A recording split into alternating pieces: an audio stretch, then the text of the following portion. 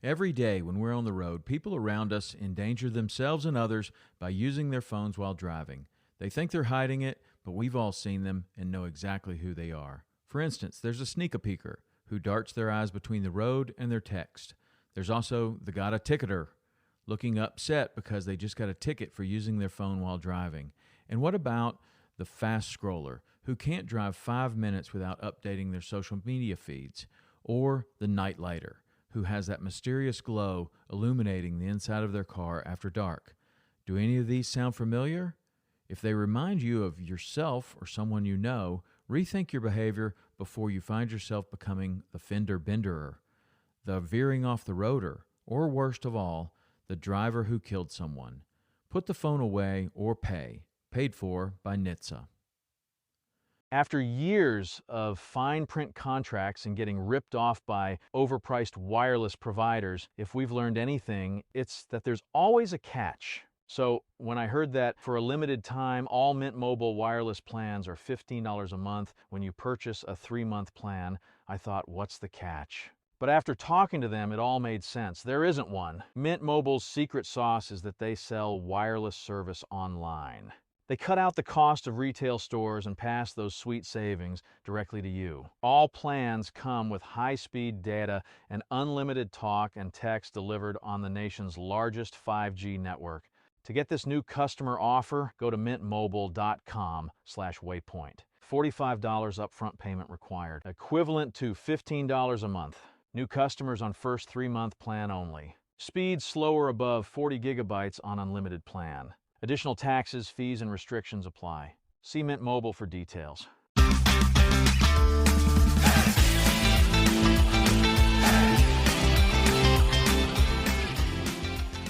Hello and welcome to the Publicly Challenged Podcast. I'm your host, Luke Oswald, and I hope you join me on my quest for knowledge to become a better public land hunter, angler, and forager. Stick with this and who knows, maybe we will learn something together.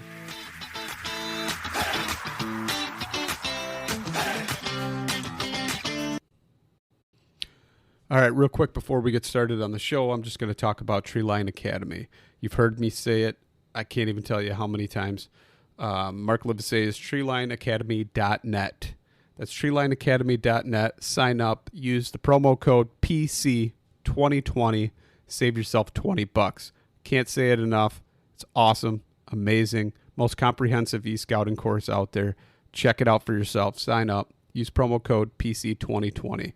And now let's get to the show. All right, so I'm sitting here and I am talking to, I'm going to say Chef Alan Bergo. Alan, how you doing, man? I'm doing good. So could you do me a favor and kind of introduce yourself for everybody listening if they're not familiar with you? And if they're not, after this episode, I'm sure they're going to have to dig deeper and find all your cool stuff you got going. But can you introduce yourself for everybody listening? Yeah, sure. So my name's Alan Bergo. I spent a good 15 years in the restaurant industry. And as I started working into nicer and nicer restaurants, I started to see that a lot of the food that I was working with, like the most interesting stuff and also like the most expensive stuff, was all wild. And I started to teach myself about it. Eventually, my restaurants closed. By that time, I had been supplying my restaurants with wild food. So I started to basically hunt mushrooms and plants and full time, which is a very abbreviated version of the story. I started a website about 8 or 9 years ago now. It's called ForagerChef.com. That's how most people know me, from working with a lot of mushrooms, plants, and different types of game. Yeah. So, I mean, that's a pretty modest introduction, but I'll kind of embellish on that a little bit. But there's people like Hank Shaw have often said they're excited and curious to see how far you'll take the culinary experience with foraged items. And it's pretty neat to see all the stuff you're always putting out, especially on social media, and because it's Instagram not as many words all the time, but a beautiful picture, and it really portrays and paints a beautiful scenery the way you're plating things and coming up with interesting new dishes and takes on things that, quite frankly, I've never even seen on some of that. So it'll be pretty cool to do something a little bit different tonight. And you kind of suggested it as well, to talk about butchering animals and utilizing those different organs and pieces of meat. Can you kind of elaborate on that and kind of where that all came from versus just kind of talking about, because most people don't really do that, I guess I should say. They don't utilize the entire animal. There's only certain cuts that they prefer, and then seems like the rest of it they pretty much just grind up, or they don't even utilize it all. Yeah. So that's whole animal butchery. Like, this is how I was trained. This is what I was trained to do, especially when I was at Heartland, where the menu changed every single day. The whole animal came in, and I would be running the tasting menus. I had 2 different courses on the meat tasting menu, first and second courses. And we would almost all the time, we would have some kind of rotating offal, whatever it is, just working through the different parts of the animal we had. And we use just about everything that you legally can in Minnesota. So that's how I was trained, and that's how I cook and eat at home too.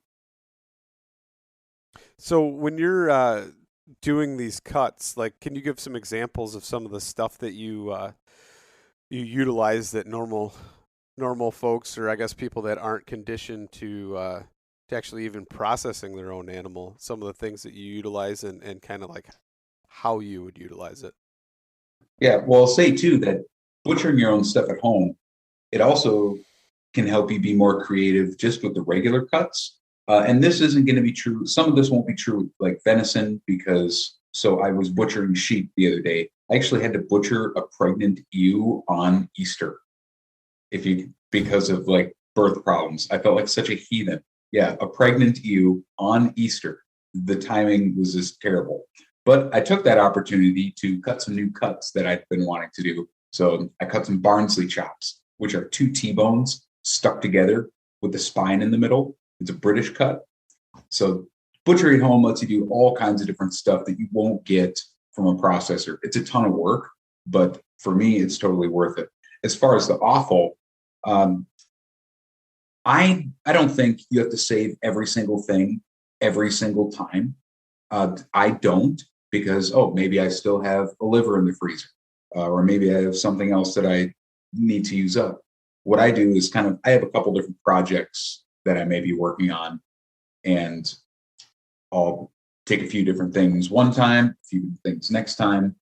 But you can totally save everything too, and some people really like to do that. I think one of the things that people usually throw away that are really, really good, like, because you have like gamey organ meat, and then you have organ meat. I mean, at least to me, then you have organ meat that's a little bit easier to work with. Stuff that's easier to work with is like heart and tongue. Those are really easy to work with. Testicles, I do like testicles. I've probably eaten the most testicles out of anyone that I know. And kidneys, especially. I love those. So when you're utilizing the kidney, or even the testicles for that matter, how important is the preparation before the actual the cooking of the meal for that piece of meat? I mean, it's got to be.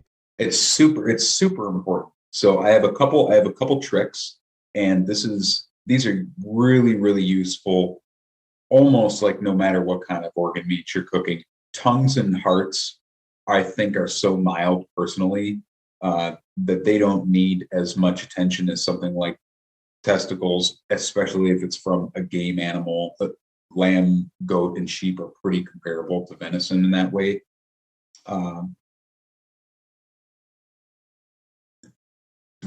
Testicles, I soak them. One of my tricks is brining. So I will brine anything and everything. Put it in some brine, just like how you'd soak liver in milk. You can soak it in brine. I will also like leach. organ meats. Like if a liver's really strong, I'll cook a little piece up. I'll taste it. And if I think it's really strong, then I will actually just soak it in water with no salt for like a day or two. And then I'll change the water a few different times. And then I'll brine it after that. And that really tones down the flavor. I like to do that when I'm going to make liver dumplings and things like that. So brining, and then after brining, smoking. Like this is how to make the greatest testicles that you've ever had. Okay, you brine them, and then you smoke them after the brine. And they're so good. And you could even take them after they're cooked like that and bread them and fry them and do Rocky Mountain oysters. They're fantastic. So when you're doing brining is a big key. So when you're doing those testicles and you're smoking them, is it like a long, low and slow type of smoke to where it actually makes the meat a little bit more tender? Because the testicle itself is kind of tough, isn't it? No, the testicle is really interesting. So it has the texture of a hot dog. Like by its nature, it has the texture of a hot dog, of like an emulsified sausage. That is the texture of a testicle. It's not wobbly. It's not jiggly like brains. It's firm and it tastes like a hot dog. The texture is that's exactly what it is. They really like to be soaked in brine. And with the smoking, all you have to do is after brining, you just cook them until they're 150 degrees Fahrenheit. You actually don't want to cook the testicles too long so they can dry out. Okay. That's interesting. And when you're doing your brines, is it kind of like a traditional, salt type of brine, bring it to a boil and cool, or what are you doing? Yeah, and that's exactly what it is. Salt, some spices, whatever I have. I'm not usually going to put like pickling spice. I'll probably do something really mild, or it might just be salt water. Like you can just dissolve salt in water and use that, and that will work in a pinch. Like boiling a brine with some herbs and spices and an onion and a carrot and a celery. That'll be great. And you'll taste it. You'll taste the difference. But just some salt water is totally fine too. That's interesting. I've never so out of animals, you're pretty much using domestics for that purpose for doing that, or have you done it with wild game as well? I've done it with deer too. Yeah? Yep. That's interesting. That's definitely nothing I've ever even considered saving other than for proof of sex when processing up an animal, field dressing or quartering to take it out of the field. So maybe next totally. time. The key is brining. If you don't brine them, it can be rough. Like beef and pork are pretty mild, but venison, goat, and a hogget or like a young sheep, they get pretty strong. So I'm kind of curious, are you pairing that like as an appetizer, or are you making that into like an entree at that point? Oh, that's an app. It's like one slice. Right. But when I smoke them, I put that in front of people, and okay, depending on what I think they can take, I will tell them it's like a white kidney or a ham, or if they can really take it, then I'll tell them it's a testicle. Interesting. But people won't even know. They'll think it's ham. After you brine it and smoke it, it was a total game changer for me. Wow. So if you're doing that and you're turning that into like what would you accompany that with as far as a meal? I'm just trying to picture in my head like put it on a cheese plate. Yeah. Part of your charcuterie board. So speaking of charcuterie boards, you do a little bit of work with some different companies for making your own type of dry aging type stuff? Yeah. So Umai Dry is this company from the Twin Cities. It's family owned, and the guy that's basically running it now used to work in a hotel that I interviewed to run. So he's an industry guy, and they want people to be able to make charcuterie at home. And it makes it so easy. You don't need a curing chamber. You just vacuum seal some meat in this bag, make your sausage mix, put it in a bag, vacuum seal it, and then throw it in the fridge for 30 days. That's it. That's pretty cool because I know a few people that have tried it and ended up having or building their own type of aging refrigerator for doing that, and the moisture content kind of got out of control and stuff didn't work right and it molded. And so that's pretty interesting that you could just vacuum seal it in a bag and throw it in the freezer. Then for Yeah, sure. it's idiot proof because I've done stuff like that too, and I don't like wasting my time. You Yeah. know, this you can make any kind of charcuterie you want. Guanciale, pancetta, whole muscle cures, bresaola. They have little things for salami, anything, and they have bags that are big enough so you can dry age like a whole subprime. Yeah. So when you're making some charcuterie or something and you're going to put it in that bag, let's for instance say that you had some cuts or something left over from a deer, some venison from the year before or something like that. What would you be doing with that to make what cuts would you use and save for making sausages or whatever you're going to make and put in that bag and put it in the freezer or refrigerator? Okay, so that's a great question because stuff out of the leg in venison is so lean. That's great for making charcuterie because the salami is never going to get cooked. So that's a perfect place to use those roasts out of the leg and stuff. You want to trim those. You want to make sure to get the silver skin off them, like totally clean them all. That's a perfect place to use those, like the shoulders and stuff like that. I save those because that's like my favorite part of the deer. I mean, besides the traditional parts, because it's muscle that's hardworking. It's got a lot of marbling in it, and it's great for slow cooking. If you slow cook a venison roast, you get a piece of dust. It's okay, but it's not anything like slow roasting a shoulder or a shank or something like that when you have that intramuscular fat. Right. Yeah. No, that's So, actually, I've got a couple actual whole front shoulders that I froze all the way down to the joint of the shank. And I've been thinking about trying to do something with those, but haven't really come up with anything special yet. But I want to try and utilize the entire leg in one dish. okay, well here is a fantastic one for you. It is just so good.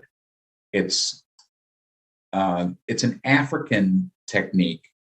I edited a cookbook from Mali, okay, and this guy Pierre Thom is he's a chef in the States now, but he's actually from Senegal. So no, it's a Senegalese. It's from his book, and in the village, people will take big chunks of meat and they'll bring it to like the village oven, and they wrap it in paper and they cook it in this slow oven all day long. And then when they get home, everybody gets a little piece of meat wrapped in paper. So what you do, I do this with so many things. If I have a big cut and I don't know what to do with it, I season it up. I season it up with whatever I want.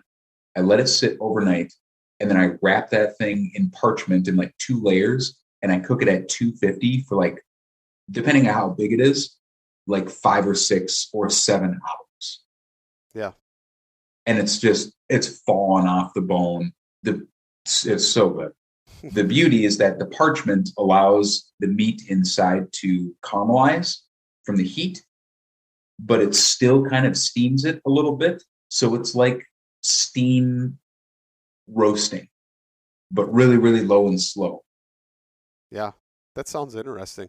So Yeah, it's when you talk great. about seasoning, you're the kind of guy that I don't see going and buying a bunch of commercial seasonings, No. but more so you're creating your own seasonings. Can you kind of just talk about some of the things that you would kind of use on cuts of meat after you process them and what those plants are that you're finding and kind of how you do that? Because I know you create some pretty cool stuff. Yeah, I mean, I really love working with ramp leaves. So I make a lot of different stuff with ramp leaves.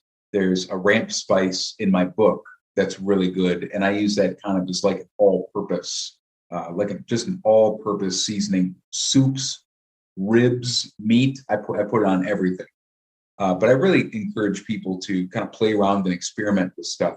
With meat, I'm a sucker for like just old school, like Creole blackening spice. Like I grew up cooking in the early 2000s, and Paul Prudhomme was the man. There was like 2 restaurants I worked at where we used that on everything. So a lot of times I'm probably doing a variation on that, especially for meat. So it's going to be paprika based, and then I'll probably add some other stuff too, which could be, dried herbs from the garden, or I do one where I put a bunch of ramp leaves in that, but I may not use all wild stuff all the time. And I think that's totally fine. Another good one that I do is a mix with wild Szechuan peppercorns, so prickly ash. And I do like a 5 peppercorn mix, but with prickly ash in it. And then I just will like crust a whole steak in that. Only one side because it gets pretty intense. Or like pork tenderloin is really, really good. So then you have a bunch of different peppercorns, and then you got the one wild element, which is the wild Szechuan peppercorns, and all the heat together. It's like hot chilies, a little bit of coriander, black pepper, white pepper, Szechuan peppercorns, and you get the hot, you get a little bit of numb with it. Super good. That sounds interesting. So one more time, what was the plant that a prickly ash? Prickly ash. Xanthosxylum americana. And where does that kind of grow? Like what environment would that be in if somebody's trying to seek it out? Is it fairly common, or is it? It's super aggressive.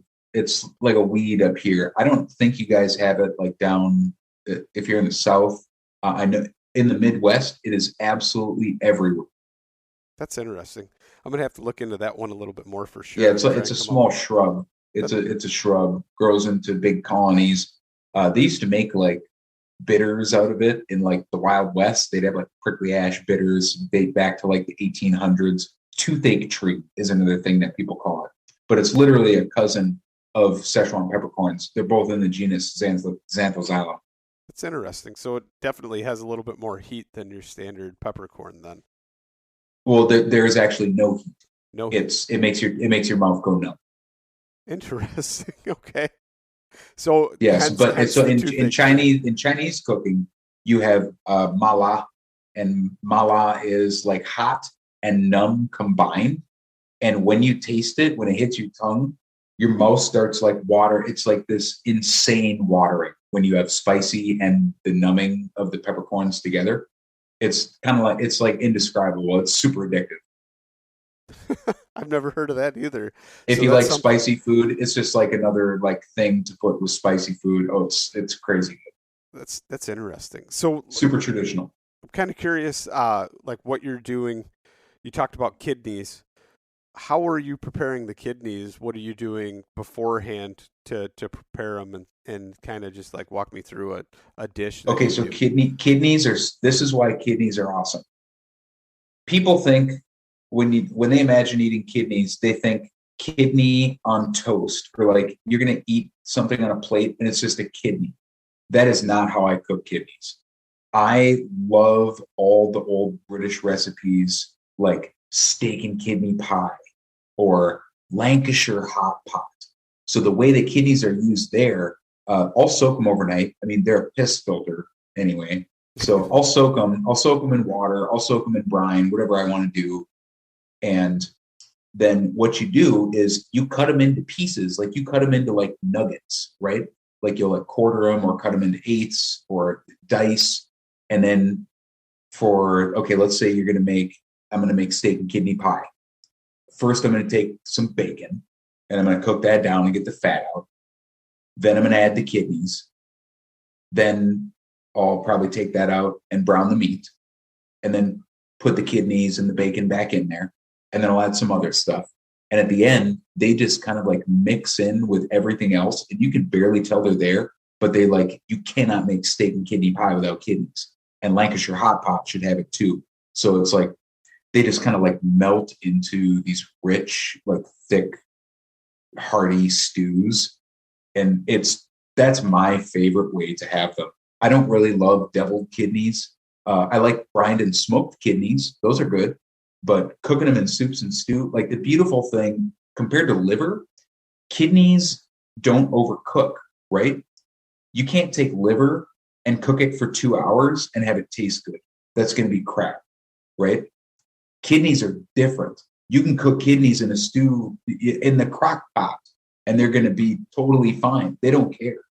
So when you're cooking them and you say you can't overcook them, is it because the texture doesn't change at all either, or it just how's that kind of come into play? I mean, I don't know like the exact science of like why it is, but liver is just going to get super dry and tough, right? And kidneys don't, for whatever reason. They're totally fine. They're like a little piece of stew meat. Interesting. Yeah, because I've never experienced a kidney, so I can't even speak to. Oh, the steak and kidney pie with stew meat, bacon, and little cut up kidneys. Oh man, oh, it's so good. Really? It's so good. Yeah. Yep. So like I've cooked liver and mostly the traditional way, kind of just slicing it and doing it in the pan with onions and mushrooms or something like that, but never really got into any kind of experimentation. So what's your take on like going forth with the liver and doing something a little bit different? Is it kind of the same process you're soaking? Yeah, just don't overcook it. Right. Yeah, I'll probably soak it. And one thing that's important to know, like I'm not going to soak the whole liver. Okay. So I'm going to cut the liver into slices and then I'm going to soak it. And I'm going to soak it, depending on the size of that thing, I'm going to soak it in probably a pretty large container. Because if you put like a venison liver is reasonably sized, you know, if you put like that in a container where it's sitting really tight, or it's in like a gallon bag, God forbid, with like 3 cups of milk or something, that's not going to do anything. So you got to make sure that there's enough water, you know, start with a gallon. You got to make sure there's enough water for those, you know, kind of think of them as like gamey solutes to disperse into. You got to give them somewhere to go. So the more liquid you soak your organ meats in, the more of that flavor is going to diffuse into the water for you to pour off. That's interesting. I mean, it completely makes sense, and it makes me want to try. Yeah, but I cut it into slices. You cut it into slices, and it makes it that even faster because you're not soaking the whole liver. So when you cut it in slices, are you like most likely just waiting a day instead of, like you said before, kind of letting it soak for multiple days? I'll just wait a day, and I'll cover it in milk. Milk and liver is a tried and true, you know, really classic combo. What's kind of like, have you made a dish that it sticks out or stands out more than anything else that you've done with like the liver? Oh yeah, liver ravioli with caramelized onions and mushrooms. Are you putting and liver? Good Parmesan. Are you putting liver inside of the ravioli then, or what? Yeah, you'll make it into a puree. You're not going to use a lot of liver like that, but it's really good. So when you're doing the puree and you're putting it in there, I'm just kind of curious. Are there other foraged items or anything, or some type of green? Like, would you put in, for instance, let's say nettles or something in with that, and put it into the pasta? No. So, well, you could make green ones, but it'd be much cooler to have them be brown, and then have some green nettles fresh tossed with the ravioli. Okay. You know, so the liver's like basically you're putting liver mousse in ravioli, right? And then you just pick some little dance partners to go with it. Nice. Nettles would be perfectly fine. Yeah. So with mushrooms and brown butter and birch syrup. So when you say that, what kind of mushrooms would you be putting in there? Is it just completely seasonal at the time, or would it be whatever? Chanterelles would be nice because they'd give you a pop of color. Very nice. So do you guys have? Let's kind of go into that real quick because I'm curious. I remember last year or last summer you posted something that you finally found a certain type of chanterelle that you hadn't ever really found before. Was it like a cinnamon one or something? Because normally you find goldens, or what was the sought after? The white chanterelles that I was picking a few years ago finally they're published in a academic journal. Okay, so you're saying that you knew they were chanterelles, but at the time it wasn't actually published yet. We were trying to figure out if they I'm not a scientist. The mycologists were trying to figure out if the white chanterelles that I picked were a separate species or if they were like an atypical mutation. And it turns out that they were an atypical mutation. So they're basically golden chanterelles. They were basically an albino version of Cantarellus phosmatus, which is our local chanterelle here, and it's the best chanterelle in the world. And it would just grow completely white with maybe kind of like a little yellow on the top. And basically what it is, it's not a separate species, but that is a characteristic that you will see in all kinds of chanterelles around the world.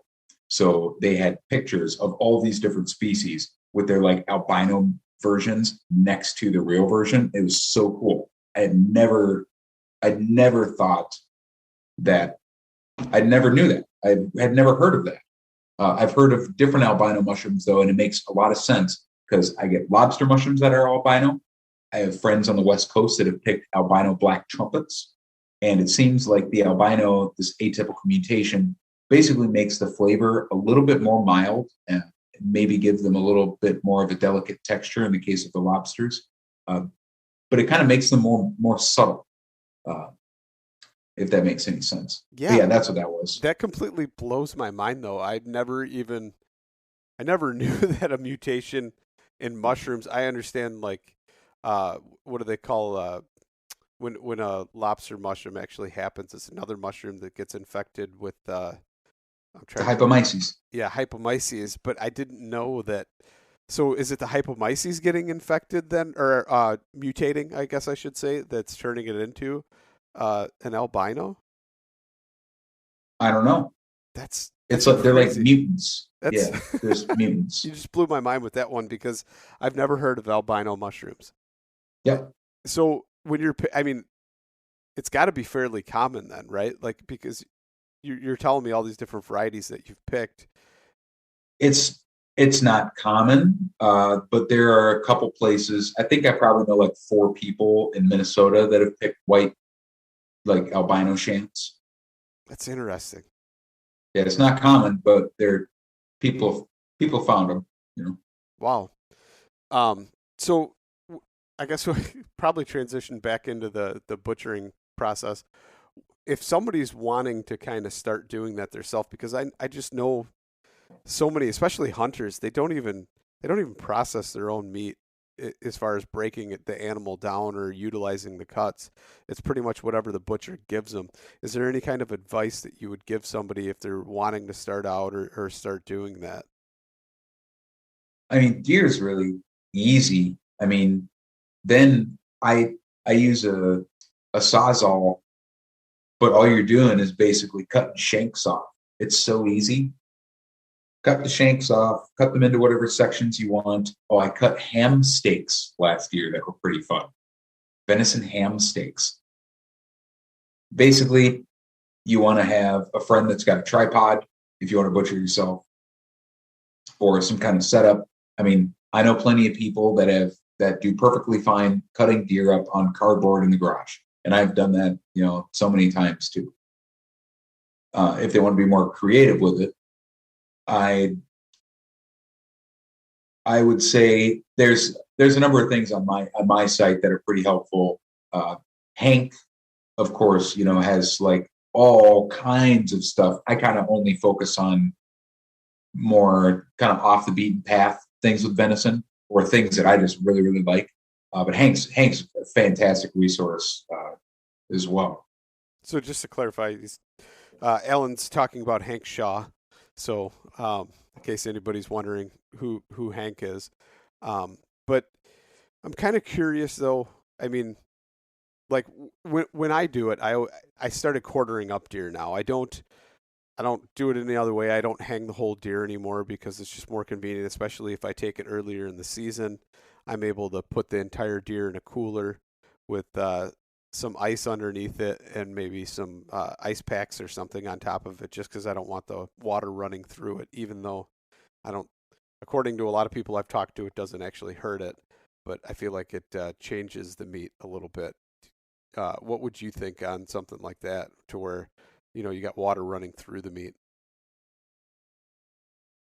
Okay, hold on. Refresh me here. Why is there water running through the meat? If you put ice on top of it in a cooler. Oh yeah, no, don't do that. Yeah. Yeah, I mean, cold packs or something is fine. But I mean, if you got to take it and if you have to butcher it and it's like too warm to hang it, then just cut it up and be done with it.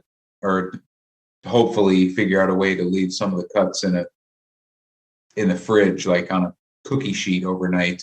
I have a 20 cubic foot fridge in my garage and a 40 cubic foot freezer, so I'm kind of spoiled.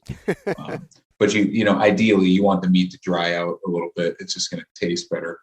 Yeah. So the way I actually do it now is I'll put ice in the bottom of the cooler, but I have a tray that I put on top of the ice and then put the meat on that. So it's letting the blood actually drain out of it and not letting the water, and it's got legs on it. Whatever works, as long as the meat's not in the bathtub. Yeah. Yeah. Well, so that's the way I do it now. And then I just take the quarters and work with them as I can and break them down into individual muscle groups and start cooking with them.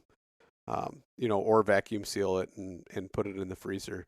But I'm kind of curious, like, what's your favorite cut to work with on say, venison? Oh, After years of fine print contracts and getting ripped off by overpriced wireless providers, if we've learned anything, it's that there's always a catch. So when I heard that for a limited time, all Mint Mobile wireless plans are $15 a month when you purchase a 3-month plan, I thought, what's the catch?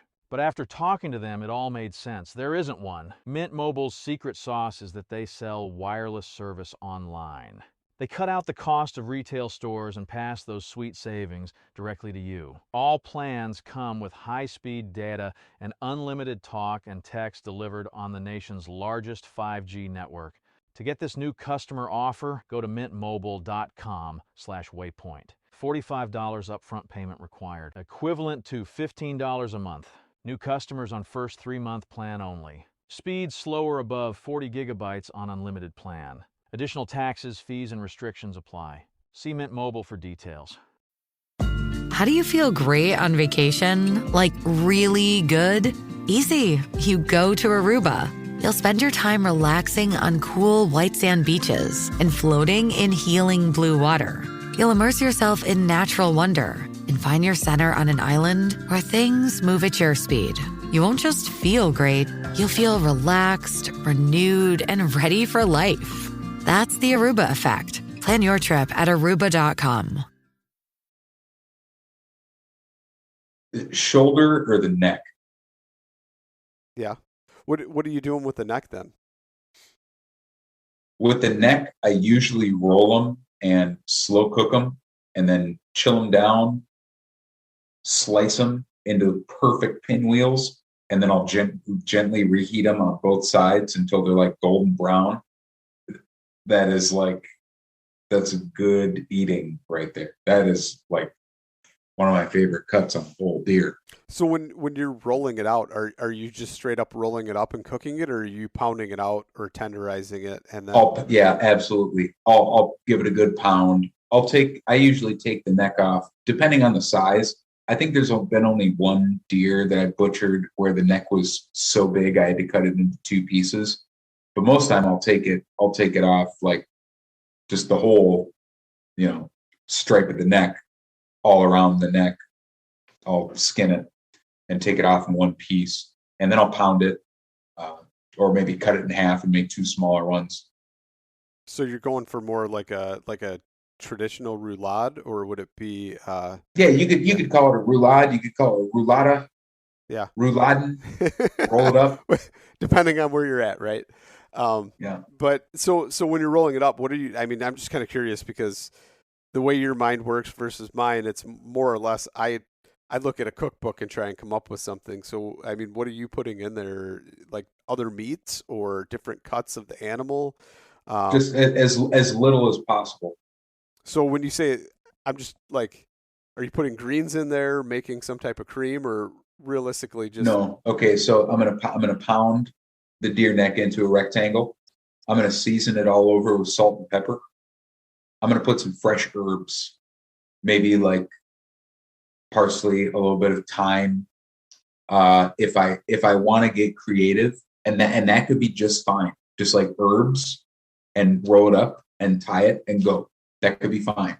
You can sure stuff it with things too. I've done some with duxelle. I think, yeah.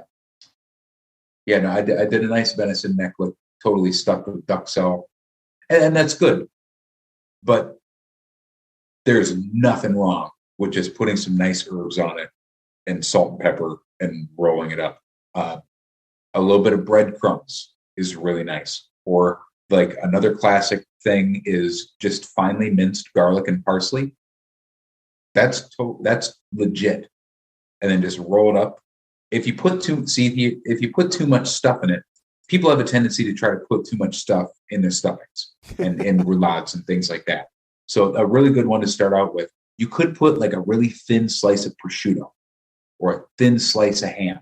That you could do.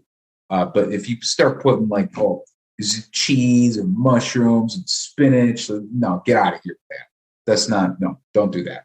You just want as little as possible. And it's going to make it so it's harder for the stuff to fall out. Don't put vegetables inside of meat rolls. I can't stand that. Cook the vegetables and make them taste really nice and put them on the side. Because if you cook that venison neck in the oven for 4 hours, then you got to eat spinach in the center that is like ghost spinach, But it is ancient spinach. Stuff that's falling apart. Yeah, it totally makes sense. It's really clean. Keep it clean and keep it simple, and then you're not detracting from the meat either. You're just enhancing it. Exactly. Yeah. No, that's a good process there. Because you mentioned the whole thing about like putting in some type of real thin meat or something. Is there any type of deli meats or anything that you've ever made out of venison that you liked or turned out really good? Oh, absolutely. I just made some bresaola, prickly ash bresaola, and I actually used top sirloin. No, not the top sirloin, top round. And that worked really, really well. Also biltong out of the top round. So you take and air dry it then? Yes, the biltong. You cut it into like rectangles, and then they're like 1-inch rectangles, and you coat them with crushed coriander and black pepper. And then I vacuum seal and I put all these little squares into the fridge, and then they dry. And then basically you have like jerky planks, and you cut the jerky fresh off of the plank of biltong. It's so good. Okay. Because a lot of times jerky can be like eating tree bark, Correct. And I like it like that. This is just a different version, and it's really cool. But the bresaola that I did is flavored with prickly ash. That was really fun. I did some venison salami. I did a dried venison chorizo with wild fennel seed. That was out of this world. That was really, really good. So, and I do add pork to my venison salami. Is it when you do that? Then is it like a certain ratio, or is it or a certain cut of pork? Is it pork fat, or is it? I mean, it can be any pork fat. Some recipes will say you can only use back fat. I mean, just make sure you got some decent looking chunks, and it's not like all super stringy or something. Is the back fat is nice because it is easy to dice. It's kind of easy to work with. It's a nice, convenient shape.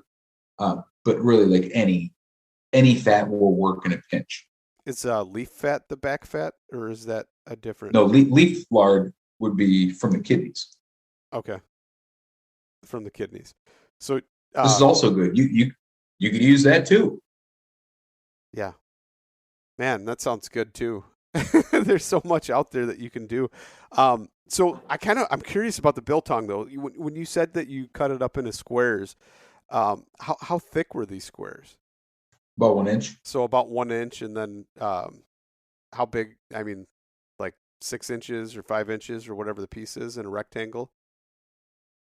Yeah, I got a whole video on my YouTube too. Just it's super easy. You just cut it. You cut it into chunks, thick chunks, and then rub it with salt, the mixture, curing salt mixture, and then coat it with black pepper and coriander.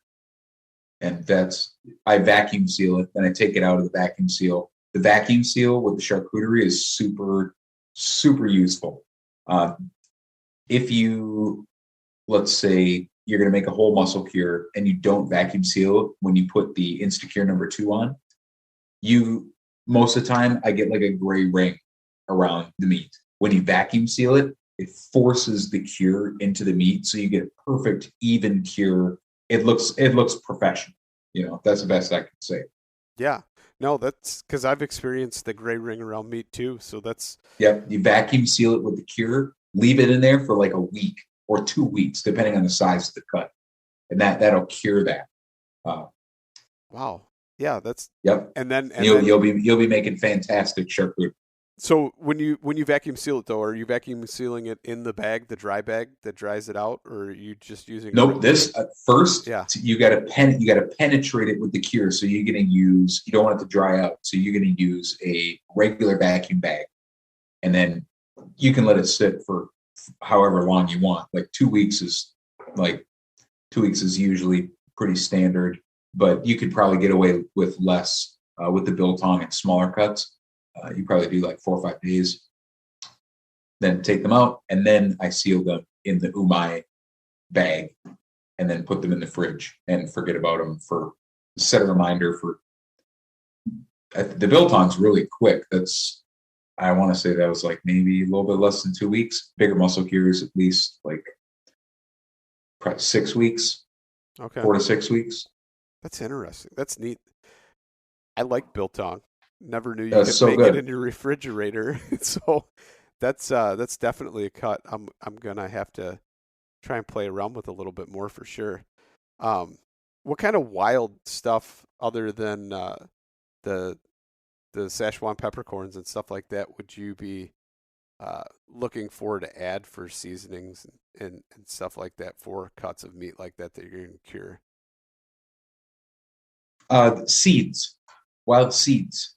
So fennel is awesome. Wild fennel doesn't grow near me, but I love wild fennel so much. I ordered from this lady on Etsy, right? Szechuan peppercorns we went over. I mean, your dried oleums and stuff like that. Those are really good. Juniper, cedar cones. Okay, cedar cones are like juniper, but they don't have thorns like some of the shrubs. That's interesting. So do you grind, like when you take the juniper, are you drying it and grinding it into a powder? Or the cedar cones, juniper berries, those you can just grind up, and those are fantastic. The cedar cones, those I use fresh when they're green, and I grind them up into like a paste, and then I'll put that, like maybe I'll add some black pepper and some salt. Make that garlic, make that into a paste, rub some meat, that vacuum seal it for a week. There's some curing salt in there. Take it out after a week, and then it's ready to go into the bag and dry age. But yeah, cedar cones are really good at game too. I never heard of green cedar cones when they are young and tender. So like if you can smush it between your finger, it should be Eastern white cedar. Is the one that people use for ornamentals all over. Yeah. At least around here. Yeah, it's a great seasoning. That's interesting. Yeah, I think the best thing that I make with it, you take garlic cloves and crushed red pepper and rosemary and green cedar cones, and you mince it all together, and you put it into a jar and cover it with olive oil.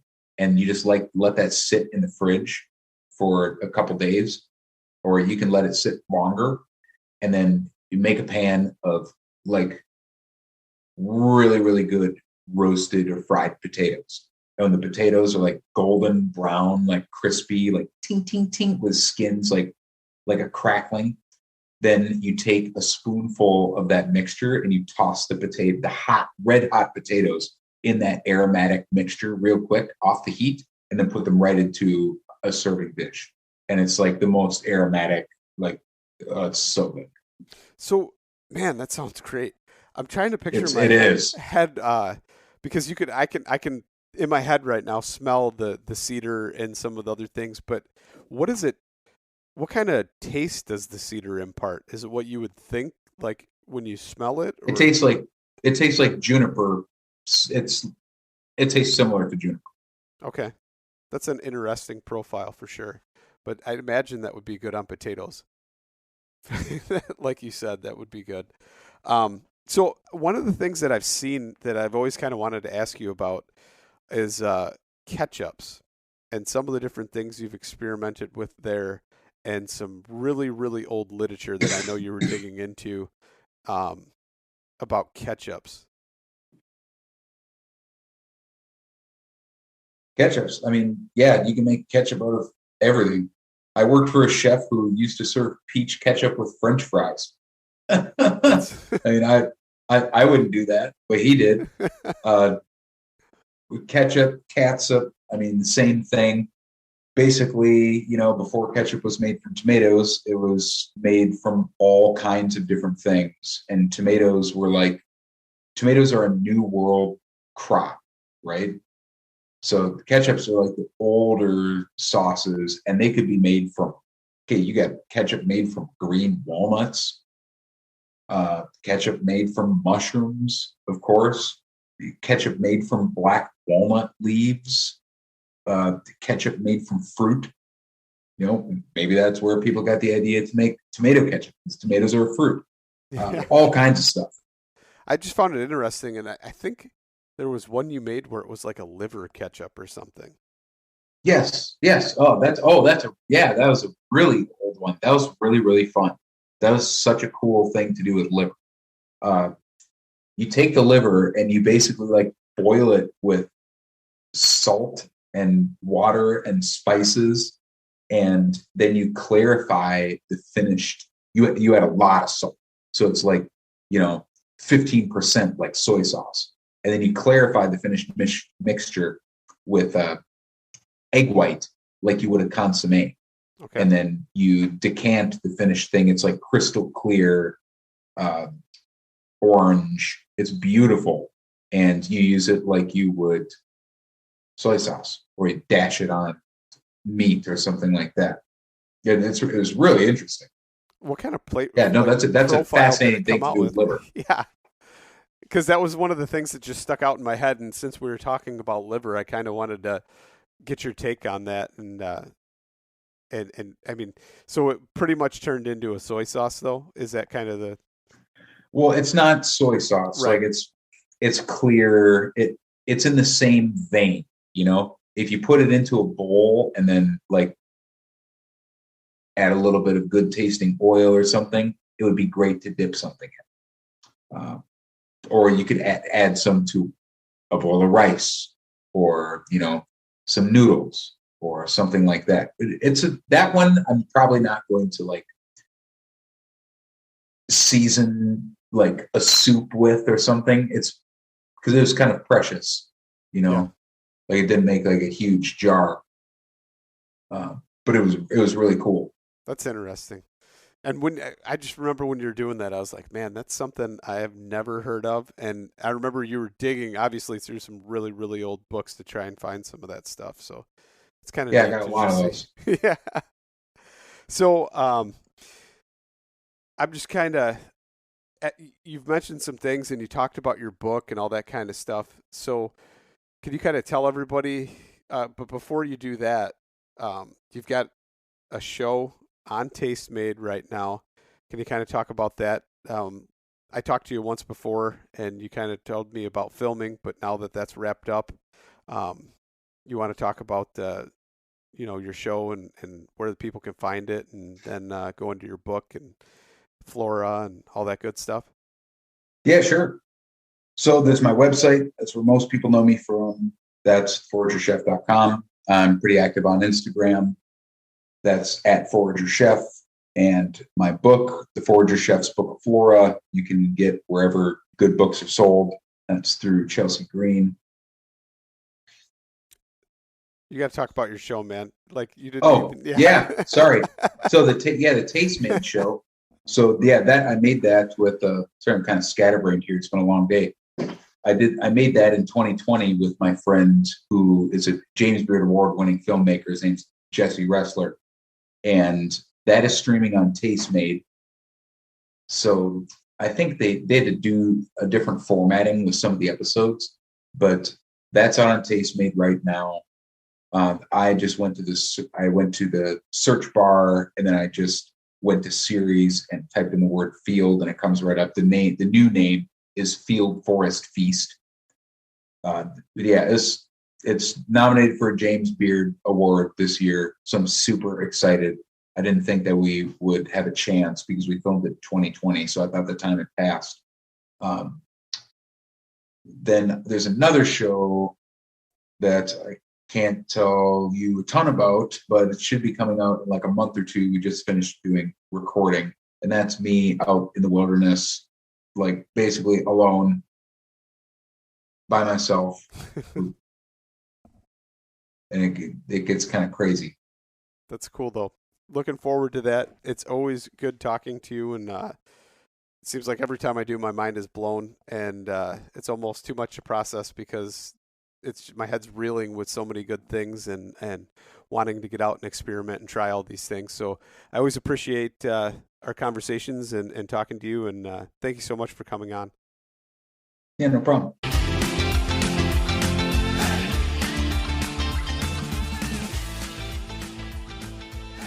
And once again, thank you so much for listening to the Publicly Challenged podcast. I hope you enjoyed the show, and if you did, please subscribe on whatever platform it is you're listening to. Also, if you could leave a review, that would help us out. And you can check us out on Instagram or at publiclychallenged.com. And once again, thank you so much for listening to the show.